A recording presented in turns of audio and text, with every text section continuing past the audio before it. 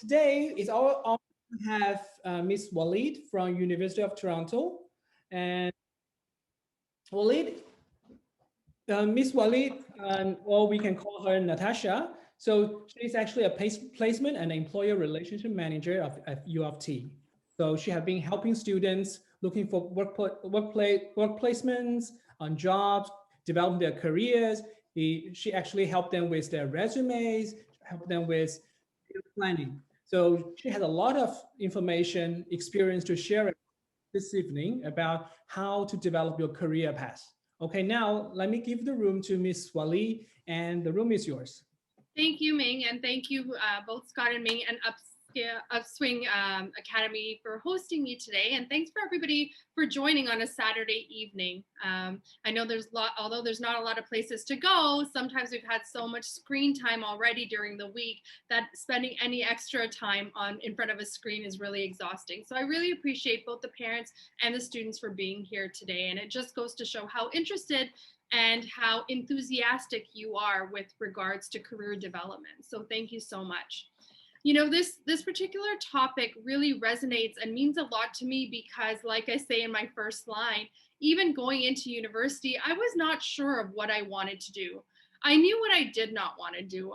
My parents throughout high school were very big, South Asian parents, very pushing me towards math and science. And I definitely realized I wasn't excelling in those areas. And I think they realized that very quickly to say, okay, although this is where we want Natasha to go, this is probably not where she's going to go and she's not going to do well. So, going into university, I was planning on becoming a French teacher. So I got into the University of Toronto with going into a program being a French teacher. And I started taking my French courses in university, which was a lot harder than in high school, of course. And I realized, nope, don't want to do that for the rest of my life either. And, in my first year, I took a course of sociology. I wasn't even sure what sociology really was, but in my first year, I realized how good I was at it. I was getting the top marks in my class. So I ended up doing a major in sociology and French. And believe it or not, even then, I still wasn't sure what I was going to do. And kind of the things I'm going to talk about in this workshop helped me along my path. So I got, in high school, I did a lot of retail jobs. I was working in a lot of stores, working on weekends, and I realized that's another thing I don't want to do. I don't want to work on weekends. I don't want to work on evenings. I got a part-time job, and it was very lucky. I was very lucky that I happened to get a part-time job during university at the Career Center. And that's where something clicked. And I said, you know what? I like this. I was working at the front desk and I was just answering students' questions, and it helped me get an understanding of career services at the university. That helped me get my summer jobs. So in the summer jobs when I was at the university, I was working for the government with their job search programs for youth every summer. I graduated in 2005. And naturally, my experience over the summers working with the government, as well as working with the Career Center, I worked with newcomers to Canada, helping them with their job search, as well as youth programs for nonprofit organization. Then I realized I want to go back to the University of Toronto. So I started working at the Career Center there, where I was working with students face-to-face, advising them on how to get jobs, how to work on their resumes, cover letters, interviews. And then I got several other jobs working in business schools, managing different programs, but ultimately always working with students in helping them understand what they want to do, how they can get there, how they can get their first jobs, and then working with them beyond that and how they can be successful professionals. And this question, I guess the theory that I want to use going forward for this workshop is, understanding what career you want to go into is really a project, and it's a cycle. So we don't often think about all the work that needs to go into it. You just think you need to have an answer right away, but there's a lot of stages that you need to do along the way. The first step is getting to know yourself.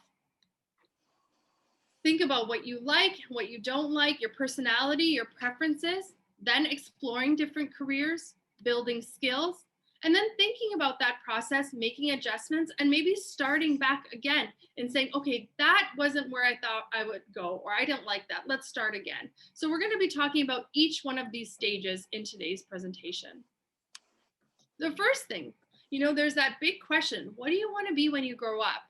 And, I'd like to acknowledge that it's not very easy to answer this question only because there's so many factors involved. I know for me, and maybe for some of you, and with the parents involved, definitely I can see that parents have a big role in this. Your parents want to see you have a certain career. They want to see you be successful. They might have ideas on where they want to see you. So you have to think about that. You have to think about pay, because of course you want to have a good standard of living. You want to think about labor market. Okay, I want to do this career, but are there jobs out there in Ontario for this career? What is the likelihood that I'm going to get a job 5 years from now when I graduate? What education is required? Do I need to go to college? Do I need to go to university? Do I need to get a master's after I graduate? What am I good at? Because you need to be good at it. As much as my parents wanted me to go to math and science, I wasn't good at it, and there's no way I could have done it. Yes, it would have given me a good pay, it would have given me a good job, but I wasn't good at it. So you have to really think about what you're good at as well. What do you like? What don't you like? You also need to start thinking, even at the high school level, and that's why I'm really happy that there's high school students here, even in grade 9, grade 10.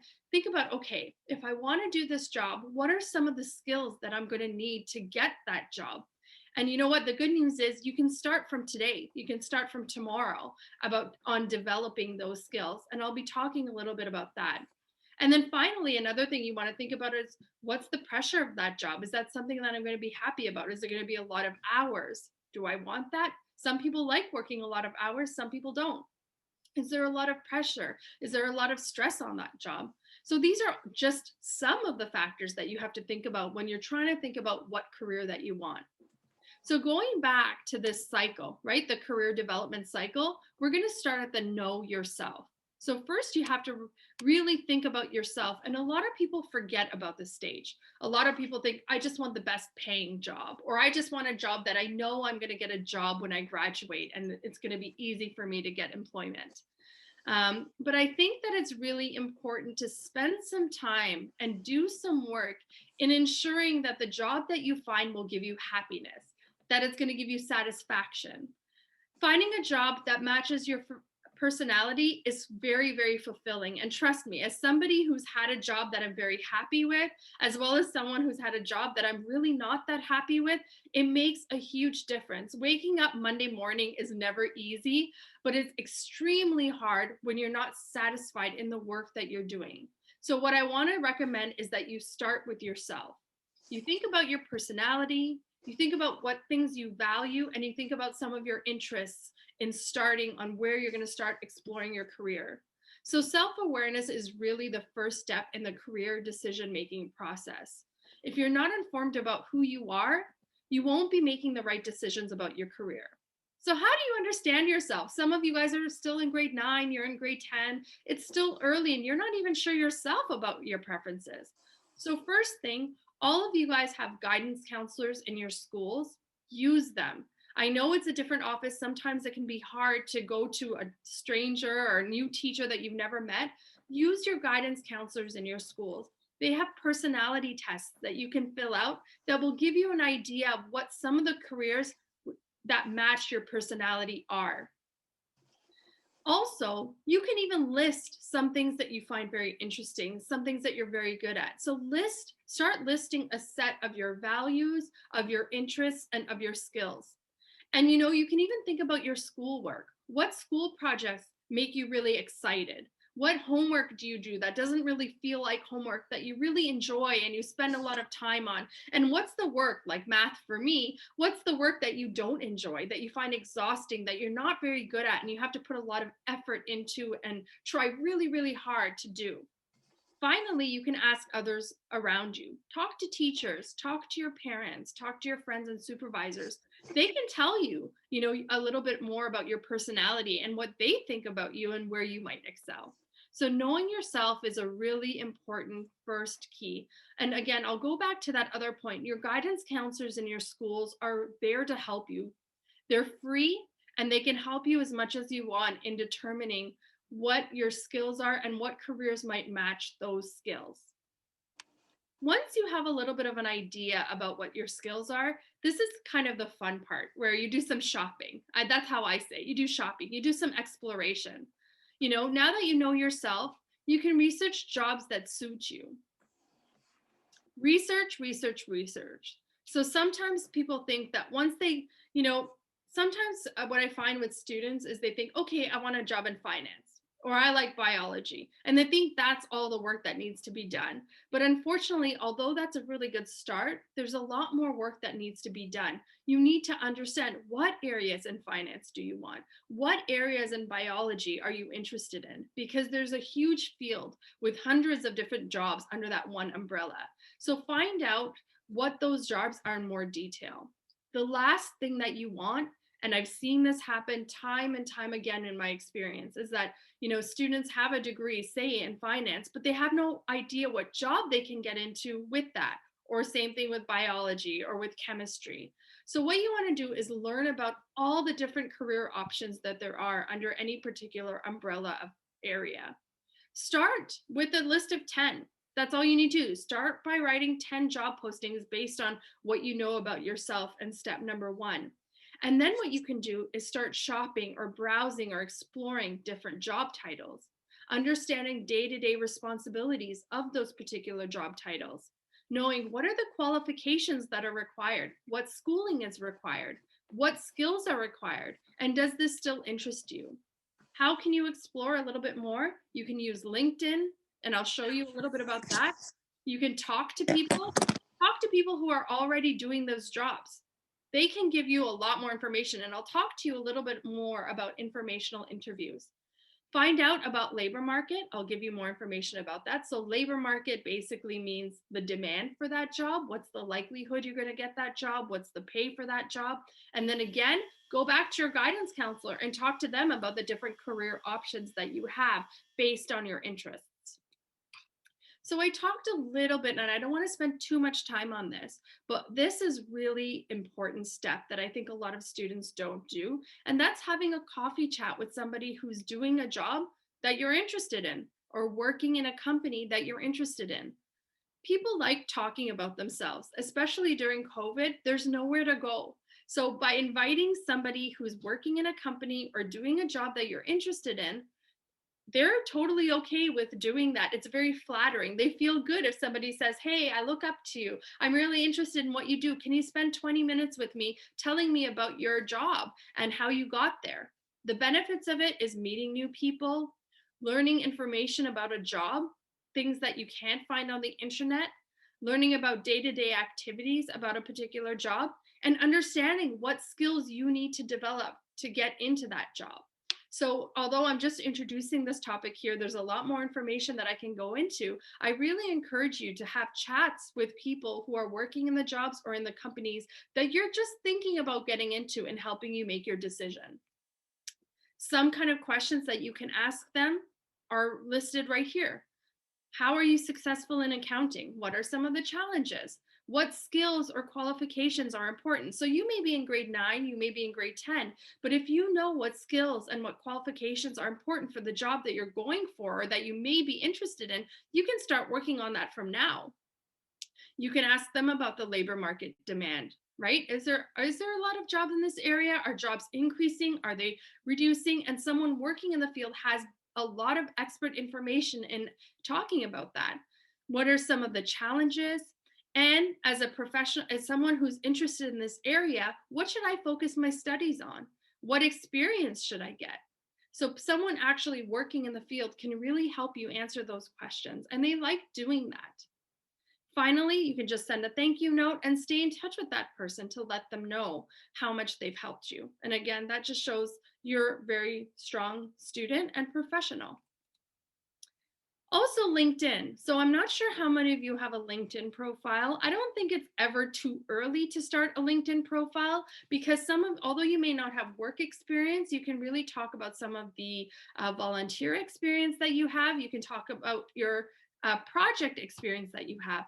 And even if you don't have a strong profile yet, you can still do a lot of research on LinkedIn to help you with your career search. How?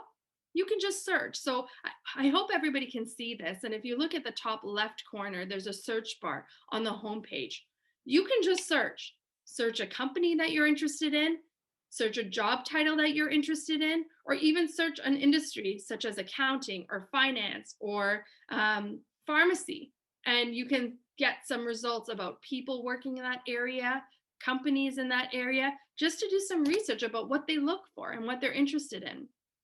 You can even search jobs. So you know how I said, if you're not sure if you want to do a certain job or what a certain job entails, and if it's a good fit for you, if it's something that's interesting to you, if you see this arrow right here, there's a job section right up here. You can just put in the job title, search, and look at the jobs. What experience did they ask for? What are the day-to-day activities? So here's an example. You'll get an idea of the different day-to-day activities that are required for that job. So you can say, this sounds really interesting. I like this idea. Or you can say, oh no, this isn't for me. I didn't think this job was this. You can look at the experience that are required, the skills. And so these are some of the skills that you can actually start developing in your high school career and in your undergraduate before you even graduate. So things like communication skills, things like problem solving, analytical skills. So once you have a better understanding of what the requirements are of the different jobs, you can say, okay, this is a really good fit for me. I'm really interested in that. And if you are interested in it, you can actually start getting skills even from high school so that once you've graduated, you have exactly what employers are looking for. I talked a little bit about labor market, and you definitely want to make sure, okay, if you've narrowed down what you want to do in your job search, you want to make sure that when you graduate, there are jobs out there, right? And that there are positions and that, the people are hiring in that particular industry and for those particular jobs.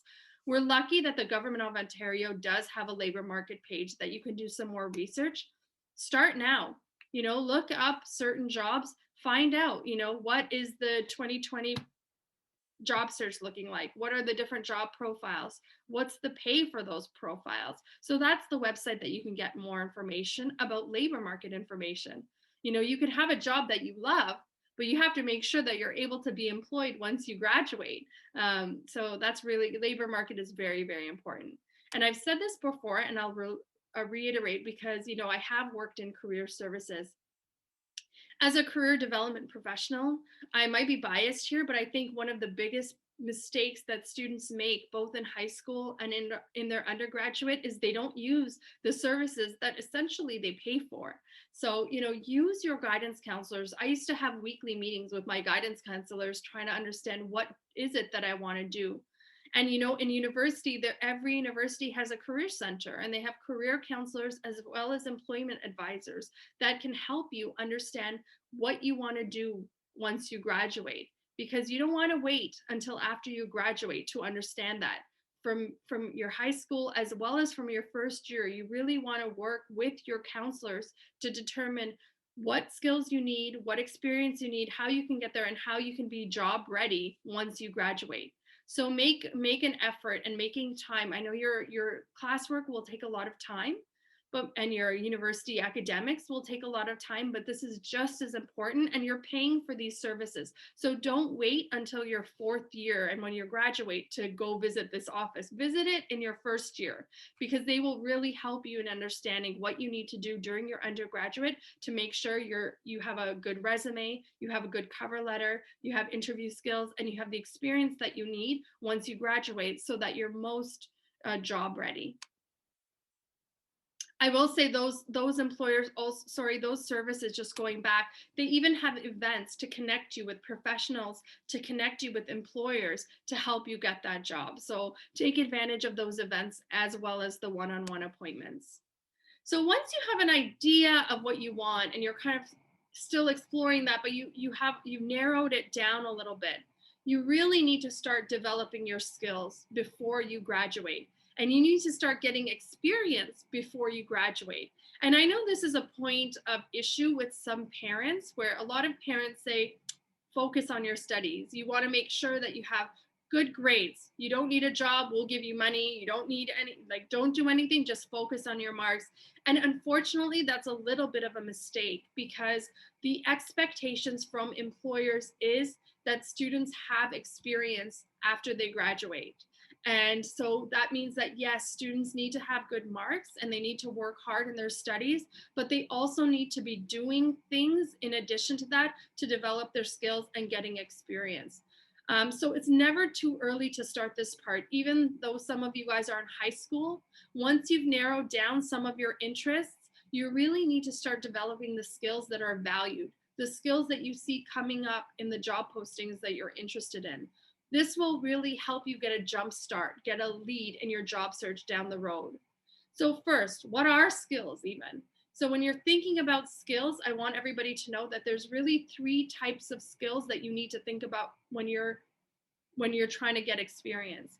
There's the technical skills. So technical skills are things that you learn from a classroom or a book, like Excel or programming experience, or knowing an accounting software, or knowing how to do a balance sheet, or knowing how to do a certain formula for finance. Technical skills are very technical, right? Programming skills, for example.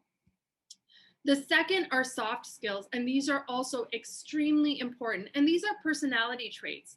Employers are looking for very diverse soft skills, including someone who maybe is a very good, is compassionate, right, for certain jobs, is detail oriented, is creative in certain jobs. So these are personality traits that, you know, might fit with the job. And then I think the one that's very, very important that you can start developing from today are your transferable skills. And these are jobs that you practice over time and that you gain in different experiences and that you take with you from job to job to job to job. Things like public speaking skills, communication skills, problem solving skills, teamwork skills, conflict resolution skills, time management skills. At the end of the day, though, it's not just important to say to the employer, hey, I have this.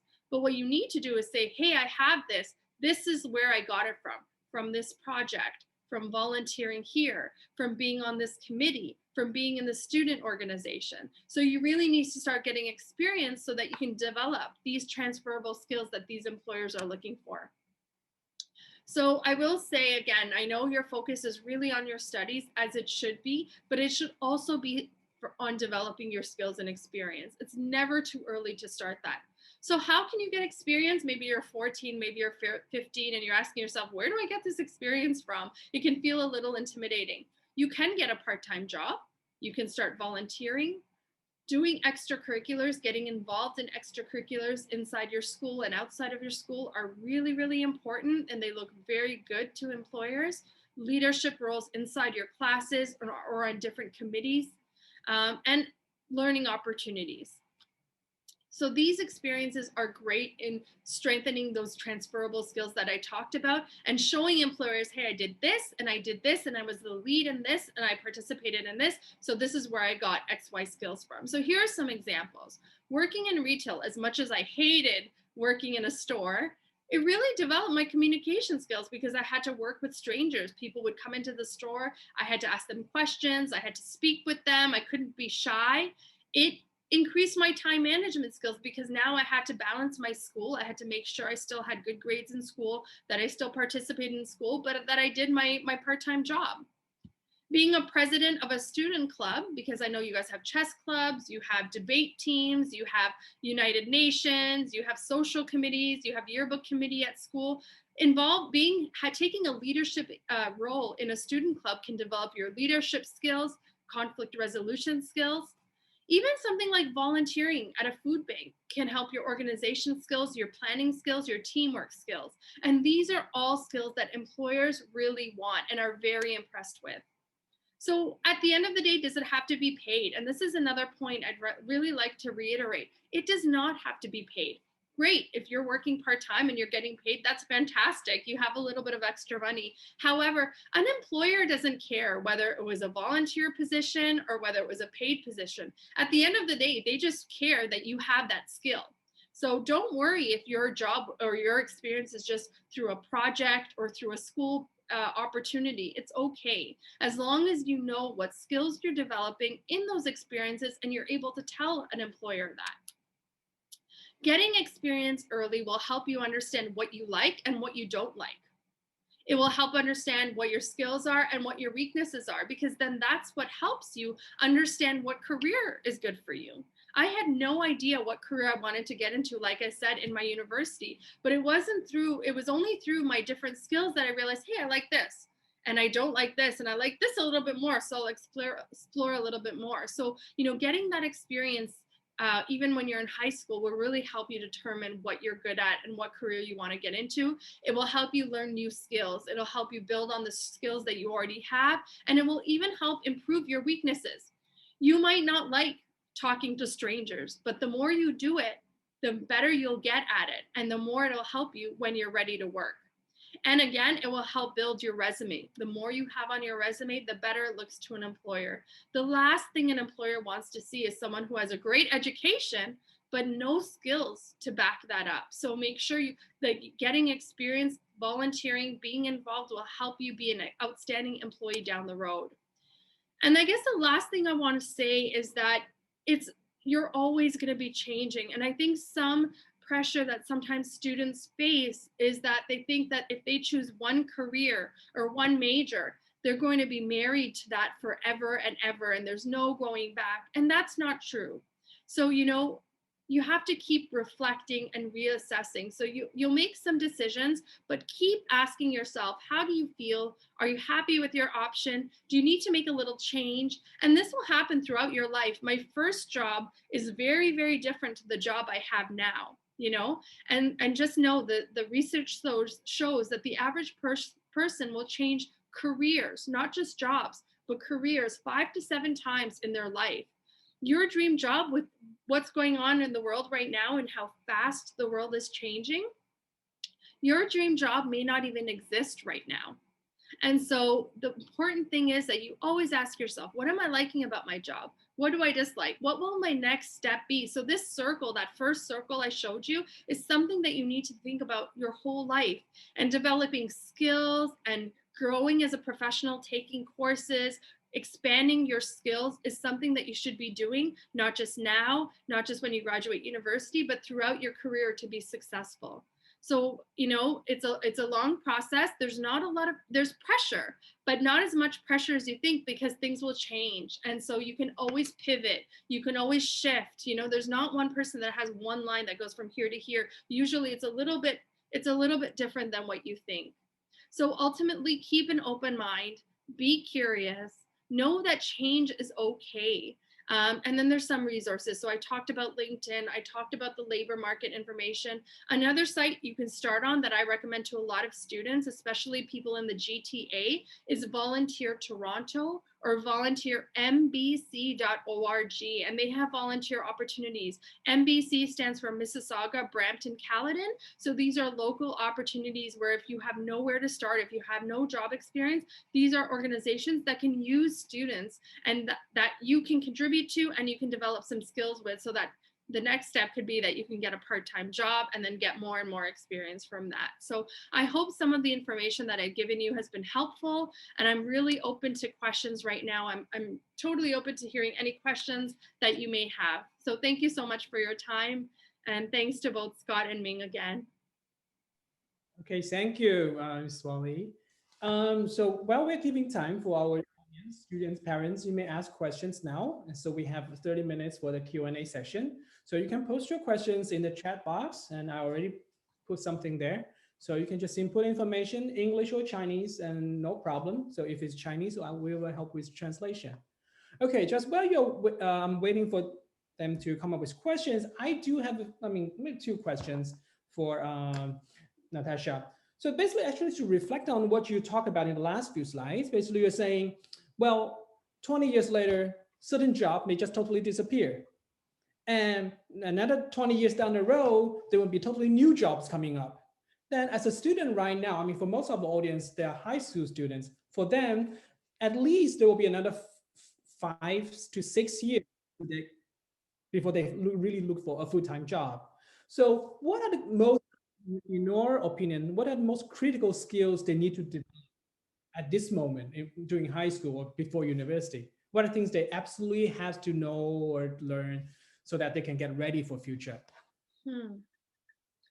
I think, when I talked about those transferable skills, I think those are the most important that will that are needed in any job. So, I talked about the technical skills. And of course, if you're going to be an accountant or a lawyer or a doctor, those technical skills are extremely important. Those you will learn in your school, right? You can learn them by reading a book or a textbook. What you can do now as a high school student that I think a lot of employers are so keen about are those transferable skills. And I think sometimes we forget, and I find students especially, they think that the technical skills are so important. Even in my program now, the students were demanding a lot of technical professional development. And yes, those are important, but they forget you can be such a strong person in terms of technical skills. You could be the smartest person in terms of technical skills, but if you can't have good communication skills or problem solving skills or work in a team, you could be the best accountant, but if I can't put you in front of a client, it doesn't matter to me. You could have the top marks from the University of Toronto in your medical school. However, if you don't know how to work with the team, or if you don't know any problem solving skills, or if you can't manage your time, you're not good. And so I think right now, the area, especially while you're trying to figure out what you want to do and you might not know exactly what the technical skills are that are relevant, is developing the transferable skills. And when you do your research, you'll find that there's certain transferable skills that no matter what job you do, an employer really, really values. So I'll name some of them, and I've named them already, communication skills. I don't think that there's any job out there where you don't have to talk to somebody, whether it's in a team or whether it's in a presentation or whether it's even one-on-one. Communication skills are very, very important. That doesn't mean that your English has to be perfect. It just means that you're able to talk to different types of people at different levels, sometimes strangers or clients, right? That is very important. Another skill is problem solving skills. And I think this really helped me. And I think this is why professionally, although, academically, I don't know if my grades were never the best, but what I found I was really good at is problem solving skills. Issues come up in every job. No job is smooth. No job goes well, no matter how well of a job that you do. And a skill that's really important is someone who can quickly solve problems, right? Quickly and, analyze the issue and solve the problem and move on and work under that stress. Things like working in a team. You're always going to be working with people. Sometimes, and I'll tell you this for sure, you're not going to like your team very much. And you're going to have very difficult people on your team that you have to work with. And being able to work with people that you like, that you don't like, that have personalities that are similar to you, that have personalities that are very different to you are important. And I know this sounds like these kind of skills, they sound a little intangible and say, oh, I can do that. But really, when you go through different experiences, when you volunteer with a different group of people, when you do a project with a different group of people, when you're on a committee with a different group of people on a different project, you'll really develop these skills to help you with that. So I really think the transferable skills are really important. The more jobs that you look at, the more you'll see every job I'm looking at requires communication, problem solving, teamwork, working under pressure, time management skills, right? So those are some of the things that you can work on now. Thank you. Yeah, exactly. I think we've been running this webinar for the last 6-7 months. I think one of the words that frequently appears, almost like everybody mentioned, is about time management.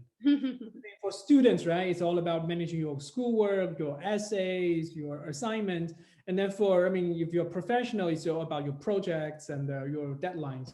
So definitely time management is like some skill we wish everybody have throughout their lifetime. And I think that's another really good point, because again, I spoke to this a little bit in my presentation. I know sometimes parents just want students to focus on their studies, and yeah, you have some extra tutorials, or you might have a music lesson or something, but I really think that's where, when you're getting involved with extracurricular activities, or you have a part-time job of some sort, you really develop that time management skills, because I find especially that transition from high school to university is shocking.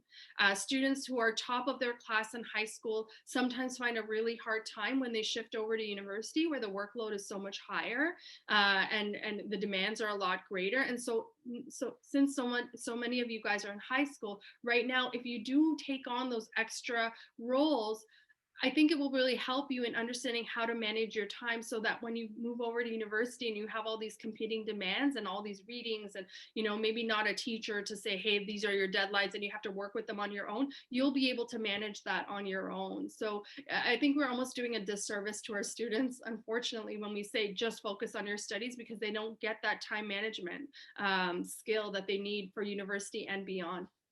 Exactly. Yeah. Thank you for sharing that part. Okay, so we do have a few questions here, and I want to start with some of them. Okay, let me see. Number one. Okay, so this is a question for another audience that my son is very interested in the programming. He applied for the computer science and software engineering program, and he has gotten a few offers. I asked which major would be most beneficial for him to become a software engineer.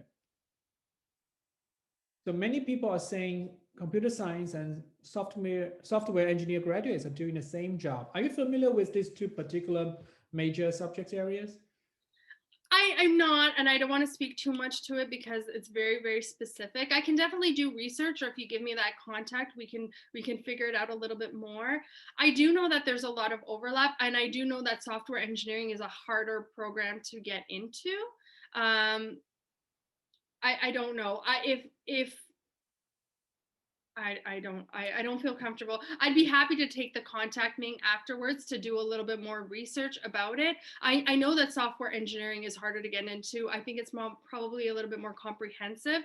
There's definitely some overlap there, but I think, if the student has received acceptances into both, it might be better to take the software engineering because it seems like the options are greater there. Whereas although there's overlap between computer science and software engineering, because software engineering is higher, there's more opportunity where the software engineer can do computer science as well as that engineering component, whereas the computer science students might not be able to make that transition up as much. There might be some overlap, but it's not the exact same. And I think definitely the software engineer is the higher level major. So if the options are open for both, I would definitely take the software engineer, because the software engineer can definitely do computer science.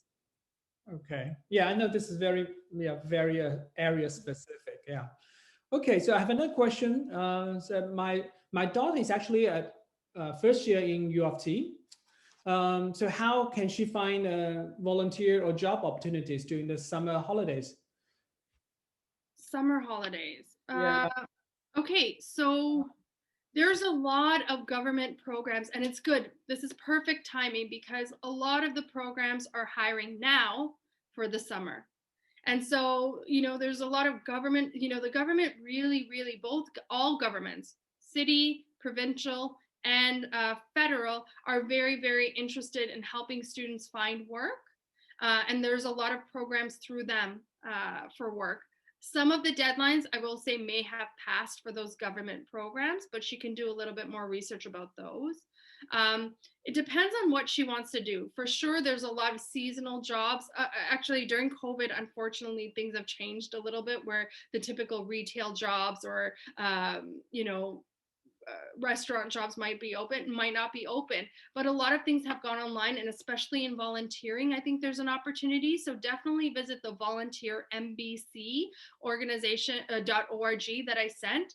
Another thing is your daughter can actually make a list of organizations that she might be interested in working for and go directly to their website, because a lot of the time on their website there's opportunities, whether they're paid or most of them are paid. A lot of generally speaking, paid companies, not for profit, but paid companies have stopped doing unpaid work because they think it's an equity issue. It's not fair. So for-profit companies, most of their internships and their experience opportunities for experience for students are paid opportunities. So she should make a list of the companies that she wants to work for, go on their LinkedIn, go on their job boards, because right now is when they're starting to hire for summer students.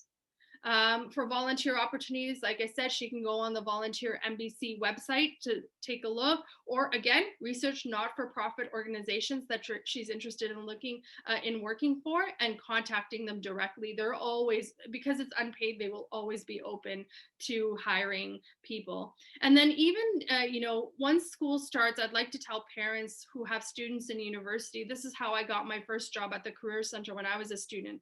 There's something at all universities called a work-study position. And this is where all the departments in the university are able to hire students part-time. Again, these are very, very part-time positions because the university understands that students have a huge coursework. So the max amount of hours is 12 hours per week. Oftentimes it's a lot smaller, it's a lot shorter than that, or fewer hours than that. But it gives students some great opportunities in the summer and during the school year that they can work in the offices at the different offices at the university, whether it's an academic office, whether it's a student services, right, where I worked at the Career Center. And this experience is office work, right? So it's a very meaningful experience that they could put on their resume. The Career Center at every school can help with that as well. So I hope that answers some of your that question there. But now is really the time for, especially a university student, to be looking for a summer job. Now's when the companies are really looking and hiring, and they're usually directly on their website. There's another website called indeed.ca that she can look up internships, and then of course like company websites. Okay, so this Alan has a follow-up question. Mm-hmm. Yeah, speaking of CS program, so what's the difference between PEY and a co-op? Which would the employer prefer? So I'm more familiar with co-op than PEY. I know PEY is a very specific program for engineering at U of T, and it's a professional year, right? I think that they work at companies. It's a very similar to a co-op. So what we find sometimes is between at universities, there's different languages, right? There's co-op, internship, PEY, course, right? Experiential course and experiential education. And generally they're all very similar. So I think as far as I know, PEY and co-op are very, very similar, but PEY is specifically just for engineering, whereas co-op is not just engineering, it's offered at various programs. So I don't think there's too much of a difference. Co-op is required to graduate. I don't know if PEY is a requirement for graduation, right? And so there's certain programs that are co-op programs at all the universities, not just U of T. For U of T, the co-op programs are only at Scarborough, at the undergraduate level. And then PEY is just for engineering. I don't know if it's I don't think PEY is just an option. But if you get into, say, a software engineering co-op program, you have to do the co-op. So ultimately, the experience that you get if you do either is the same. However, it depends on the program, what you're going to do. I hope that answers the question. And again, computer science, yeah, I think she does. So computer science co-op or software engineering co-op is only available at the UTSC campus, U of T Scarborough campus. No other campus offers it. However, if a student did engineering, say downtown at U of T, they're still eligible for the PEY program. Okay, yeah, actually I was looking on the University of Toronto engineering website. Basically, yeah, it's optional, this PEY, yeah. While co-op is actually mandatory, I mean. Yes, if you're enrolled in a co-op program, part of the requirement for graduation is that you complete a certain amount of time in your, and co-op, look, if you're a high school student and you're not sure about a program, 100% apply to the co-op program. If you can get into it, it is 100% better than a non-co-op program because you have to get placed, you get that experience during your undergrad. So while it may be harder to get into and it might make your program a little bit longer, 100%, it's the way to go. Yes, universities and non-co-op programs do offer opportunities to get experience, and you can get summer jobs and you can do other things. It's harder. Once you're in a co-op program, it's so much easier for you. Oftentimes, you have those co-op experiences on your resume. Sometimes you do so well in a co-op experience that a company likes you so much that they're more than willing to hire you afterwards. So 100%, if you have the option of co-op and no co-op, do co-op. Okay. So let's see whether we have any more questions coming up. I do have another question. Actually, you touched a little bit on it earlier in your presentation. So you've been working with a lot of employers, right? I mean, you help students find a job and work placement. So based on your experience, what are the things that employer are really looking at? Definitely, I mean, you mentioned about those soft skills, transferable skills, that's critical. So if an employer is interviewing two students, so are they really looking at their scores, their grades, or they're more looking at how way they communicate? I mean, what are the really key things that employer look at? That's a really good question, Ming. And I know I remember being in high school even, and even in university. And, you know, we think that our marks are the be all and the end all, and that's all that the employer is looking at. And that's simply not true. There's definitely, I mean, of course, if you want to go to grad school or do a professional program, if you want to become a doctor or if you want to become a lawyer, and nowadays, the reality is more and more people are getting their masters no matter what it's in. You have to keep a strong grade point average. You have to keep over a B plus at the minimum, right? So yes, having good marks is important, and you want to make sure you do that. But at the end of the day, from an employer's perspective and my experience working with the employer, when it comes down to two students, so long, sometimes employers don't even ask for marks. There are certain industries where they do ask for marks, such as accounting, finance, especially, right? More of the business programs, they ask for marks. Outside of that, unless you're applying for grad school, an employer doesn't typically ask for marks. But even if they do, right, and you have a strong, like, if they have a student who has a 4.0 GPA, but not much experience and not much skills, and then they have someone who has maybe a 3.2 GPA, that's like a B plus, but has a lot of experience and has demonstrated a lot of skills and, has done a lot and can sit in front of the interview and say, look, I've done this, this, and this, and really presents well, definitely they'll go for the B plus, not the A plus. So I think you just as a student, yes, your marks are important because you don't want to close any doors. You don't want to have your marks so low that you're not able to go to grad school after, or you're not able to do your professional school afterwards. Your marks are important. But I think sometimes students think that in certain cultures and countries, yeah, your marks is all that matters. But in North America, it's not all that matters. It's really how you present, how you're able to, you may have a lot of experience. You may have a lot of skills and experience you've done. Your other challenge is you have to be able to express that. You have to tell the employer that you're almost selling yourself a little bit, right? And that's challenging. And that goes in your resume, your cover letter, and your interview skills. And again, that's why I say use your career center from day one, because you can have then 4 years to improve your resume, your cover letter, and your interview skills, so that by the time you graduate, you've done it so many times, you're okay.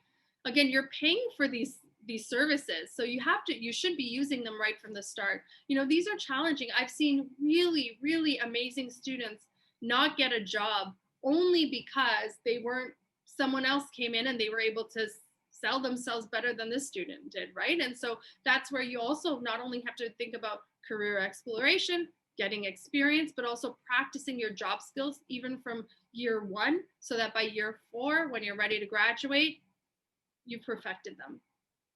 Yeah, thank you. Yeah, based on in my career, I did interview a few people.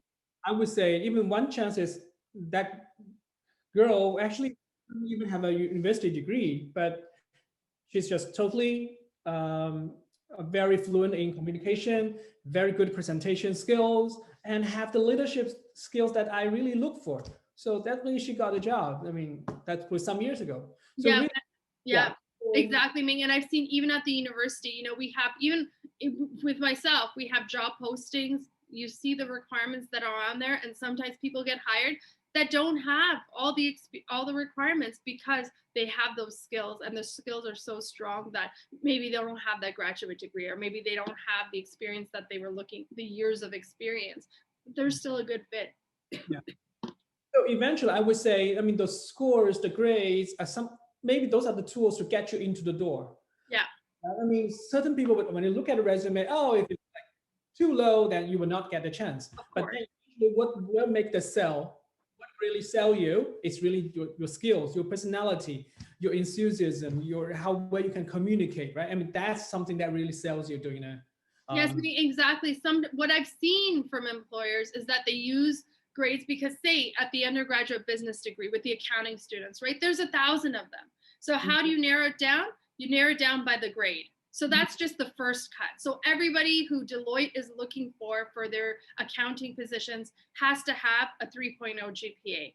Now, after that, it's everything else, right? Now, everybody, once you have a 3.0, it doesn't matter if it's much, much higher or much lower, it doesn't matter. Now it's on your skills that carries you. So yes, your grades are definitely important, but you have to think about the other things as well. Yeah, that's right. Okay. So let me see if you have any other questions showing up. Okay. Well, just a little bit about the program we're offering. So well, as Ms. Walli mentioned earlier, so experience, time management, working with people, leadership, collaboration, communication, those are very critical skills we need to develop as early as possible. That will help us with the academic success as well as your career success in the future. So Upswing Academy, we do offer a university bridging program. We do use college university contents teaching you marketing principles, international business, as well as AI and machine learning. We use those contents actually to develop your study skills, leadership skills, teamwork skills, and presentation skills.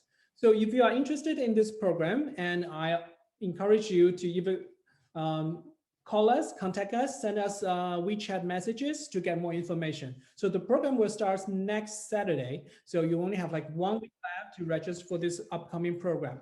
This is organized and designed by university professors from U of T, York University, and Humboldt College. So this is a great opportunity for you to develop your soft skills. I hope you will see you next week during our program.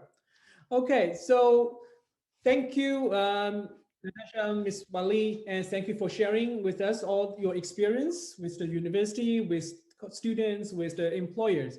And thank you everyone for joining us today. Okay, so Ellen want to share the screen. Okay, Natasha, would you mind sharing your the steps you talk about, the first and the second step again? Sure, I can do that. Scott, if you can just give me access. Sure. Just because if you guys can just stop sharing that screen. Okay, hold on, let me just stop that.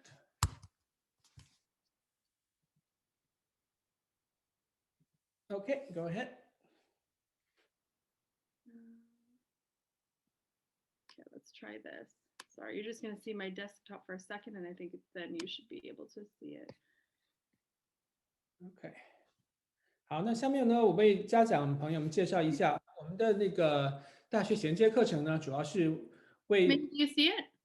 Yeah, go ahead. You can go to the second and the first and second steps. Okay, so the first step is knowing yourself, right? And that's where you're talking to the guidance counselors, because guidance counselors have a lot of personality tests and assessments that you can do that actually will say, hey, based on how you've answered these questions, these are some of the careers that you might be really, really good at. And that gives you a good starting point of where you might be well. And I'll tell you, when I did those with my guidance counselors back in high school, they were very, very similar to mine right now. There's another program called My Blueprint that I've used with other people. I would look that up if you want. If you're really interested, there's a program called My Blueprint that's really good. It's paid, very cheap, but you're able to access a test and get a lot of resources specifically to Ontario.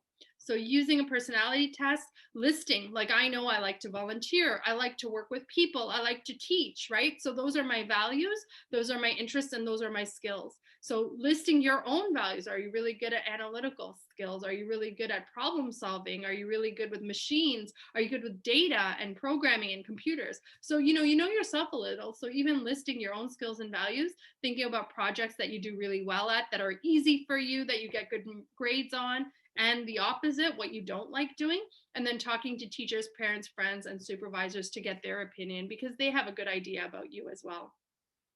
Explore your options is number 2. So this is that shopping piece where maybe now you have a list of 10 careers as a start that might grow, right? Or might get smaller, but then going on LinkedIn to do a little bit of research, talking to people who are doing that job right now to learn more about the job and the labor market and the skills that are required and the experience that are required. So using LinkedIn to browse jobs, profiles, companies, talking to people, finding out labor market information to see if there's going to be a demand in that job. And again, even talking to your guidance counselor. Like I remember talking to my guidance counselor, hey, I really like law. Can you tell me more about that? Or I really like teaching. Can you tell me a little bit more about that? And finding out more about those careers through those guidance counselor office, through looking at job postings and talking to people who are already in those jobs. Is that okay? So those are the first 2 steps. And then the third step, of course, is getting experience.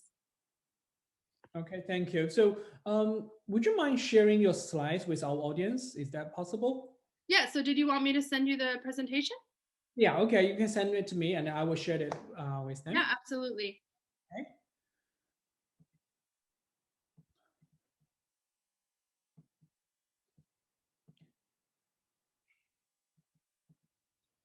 Once again, so 如果家长朋友对大学衔接项目感兴趣呢，欢迎您跟我们联系。您可以扫屏幕上面的微信号，加我们的微信，然后我们有客服人员给您提供相关的信息。大学衔接课程呢，可以帮助学生从高中开始就准备好大学以及以后的职业生涯的挑战。它更多的是培养学生与人沟通、协同工作、协同研究的能力。那如果你有兴趣，请跟我们联系。Okay, so yeah, Natasha, I was just doing a little bit of advertising. So yeah, thank you everyone. Thank you. We had a great night together with Ms. Walli, and thank you for sharing again, and thank you everybody for joining us. So hope to see you again. Well, next week. Actually, next week is the Chinese New Year. So wish everybody a very happy Chinese New Year in the year of Ox. Yeah. Okay. Great. Take care. Thanks, everyone. Bye-bye. Bye.